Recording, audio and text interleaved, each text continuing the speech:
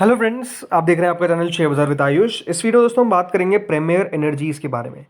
इस वीडियो में दोस्तों हम लिस्टिंग डे स्ट्रैटेजी के बारे में बात नहीं करने वाले हैं, बट ये बात करने वाले हैं कि क्या सही में इस इशू में पोटेंशियल है कि ये लिस्ट डबल भी हो सकता है, राइट। अच्छे से स्ट्रैटेजी जो है वो डेफिनेटली हम कल वाले वीडियो में डिस्कस करेंगे। एक दिन पहले हम बात करते हैं हमेशा लिस्टिंग से, लेकिन इस वीडियो में हम मोटा मोटी डिस्कस करने वाले हैं कि हाँ क्या प्रोस्पेक्ट है। तो वीडियो को आप लोग पूरा ज़रूर देखना। तो देखिए, प्रीमियर एनर्जीज 450 के प्राइस पॉइंट के साथ कंपनी अपना आईपीओ लेकर आई थी और 33 शेयर आपको मिले। अलॉटमेंट आया, काफ़ी लोगों को एक बात सही है कि देखिए अलॉटमेंट मिलते हुए नजर आए, क्योंकि इशू का साइज बड़ा था और डेफिनेटली उसके कारण अलॉटमेंट भी काफ़ी अच्छे मिले। तो सब जिनको भी मिला उन सबको सबसे पहले तो कॉन्ग्रेचुलेशंस। तो ये कंपनी 2830 करोड़ का अपना इशू लेकर आई थी, जिसमें से मेजरली हम बात करते हैं फ्रेश इशू के बारे में। सबसे पहली बात तो कंपनी को दोस्तों करीबन 1291 करोड़ रुपीस मिलते हुए नजर आएंगे इस आईपीओ के थ्रू। ये बात ध्यान रखिएगा, 2830 करोड़ नहीं मिलने वाले, मिलेंगे कितने, 1291 करोड़। बाकी का जो पैसा है वो बेसिकली याद रखिएगा ऑफर फॉर सेल है, यानी जो कंपनी के इन्वेस्टर्स हैं उन्होंने बेसिकली कंपनी का अपना हिस्सा बेचा है, या तो देखिए एग्जिट लिया है, या तो थोड़ा बहुत हिस्सा बेचा है। लेकिन हाँ, कंपनी का पैसा कितना जाएगा, 1291 करोड़। सबसे पहली बात हमेशा आपको ये समझनी चाहिए दोस्तों कि जो भी कंपनी आपके पास है, अगर आईपीओ के थ्रू आपने लिया है, तो सबसे पहले तो वो पैसे का यूटिलाइजेशन कहाँ करने वाली है, ये बात आपको समझना पड़ेगा। वो पैसे यूटिलाइज कहाँ करेगी ये आपको पता होना चाहिए।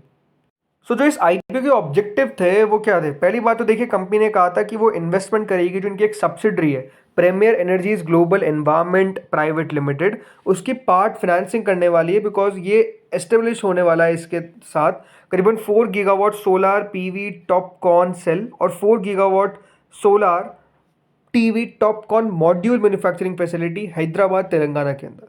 तो ये बात ध्यान रखिएगा, कंपनी ने सिर्फ एक कारण बताया कि कंपनी को पैसा क्यों चाहिए, बिकॉज ये सब्सिडरी के अंदर पैसा डालना है। तो आप समझ सकते हैं कि सब्सिडरी कितनी बड़ी है जो कंपनी यहाँ पर जिसमें पैसा डालने वाली है। पूरी मैन्युफैक्चरिंग फैसिलिटी है, याद रखिएगा, जिसमें पैसा डलता हुआ नजर आएगा।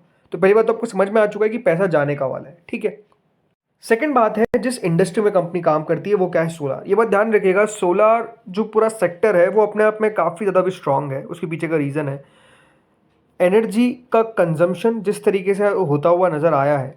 अब हम डेफिनेटली जो ट्रेडिशनल सोर्स ऑफ एनर्जी से थे उससे मॉडर्न सोर्स में जा रहे हैं, राइट। तो इसलिए सोलार अपने आप में एक सबसे इंपॉर्टेंट और प्रेफर्ड हम कह सकते हैं यहाँ पर फॉर्म ऑफ एनर्जी क्रिएट करेगा। और यह बात ध्यान रखिएगा, मोस्ट इकोनॉमिकल पावर सोर्स रहेगा ग्लोबली, और इससे एक्सपेक्टेड है कि ये हाइड्रो पावर को ओवरटेक करेगा, followed by natural gas in CY 26, right. ये एक्सपेक्टेशंस है कोल को 2027 के अंदर।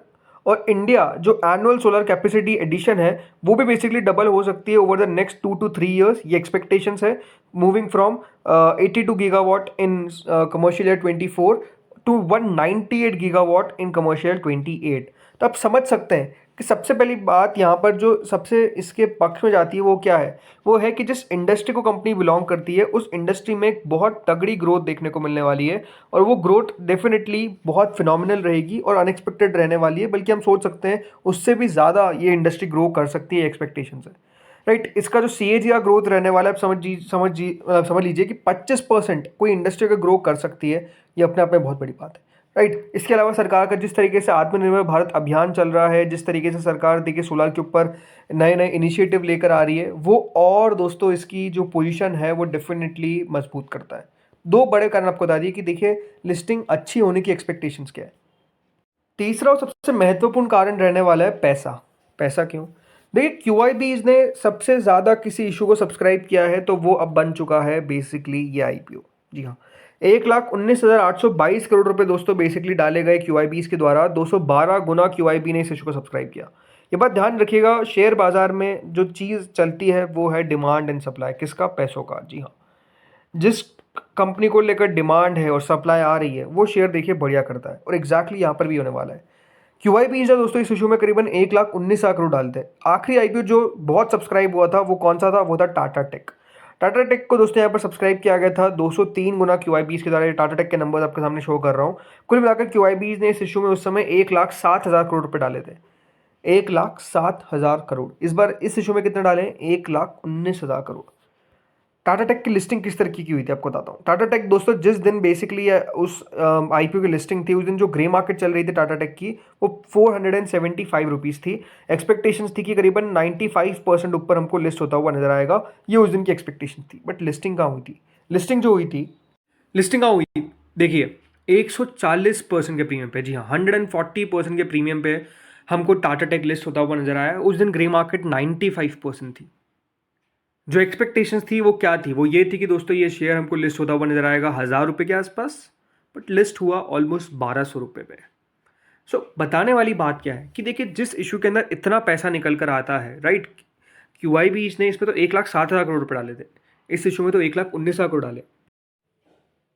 और जब दोस्तों QIB 1,19,000 रुपये डालेगा तो आप समझ सकते हैं कि उसको लेकर डिमांड किस तरह की रहेगी। ये बहुत चांसेस है कि डेफिनेटली इसके अंदर दोस्तों एग्रेसिव बाइंग ऑर्डर्स देखने को मिलेंगे लिस्टिंग के दिन। QIBs के हो सकता है HNIs भी लगाए और रिटेलर्स भी लगाते हैं, बट ये बात साफ है कि हाँ पैसा तो हमको आता हुआ नजर आएगा। बिकॉज ये बात ध्यान रखिएगा, कंपनी को 1,48,000 करोड़ की एप्लीकेशन मिली है। 1,48,000 करोड़ मिले थोड़ी है, मिले तो कंपनी को 2,800 करोड़ ही है, लेकिन डिमांड डेफिनेटली इस IPO को लेकर बहुत ज़्यादा एग्रेसिव देखने को मिल सकती है लिस्टिंग के दिन, राइट। तो एक्सपेक्टेशंस यही है कि ये बहुत बढ़िया करता हुआ नजर आएगा लिस्टिंग के दिन, ये मुझे लगता है।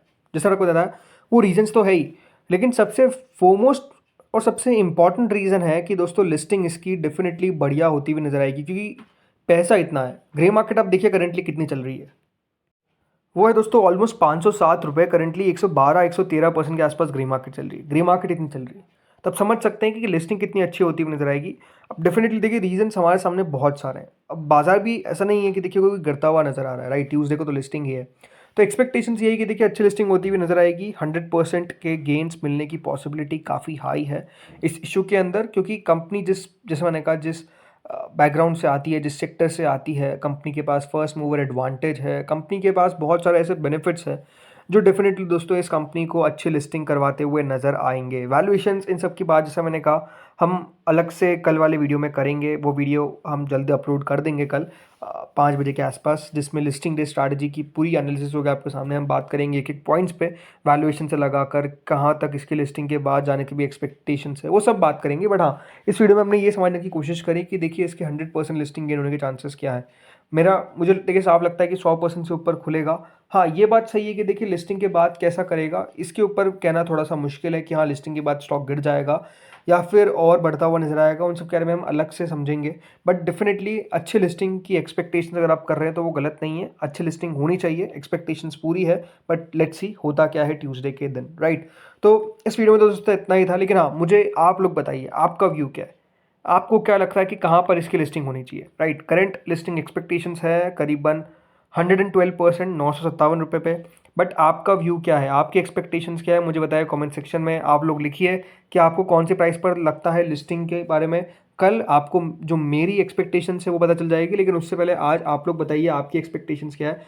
प्राइस लिखिए और बताइए कि लिस्ट कहाँ पर हो सकता है। तो फ्रेंड्स इस वीडियो में इतना ही था। अगर आपको वीडियो अच्छा लगा हो तो लाइक करिएगा, चैनल से पहली बार जुड़े हो सब्सक्राइब करिएगा। Thank you friends for watching this video.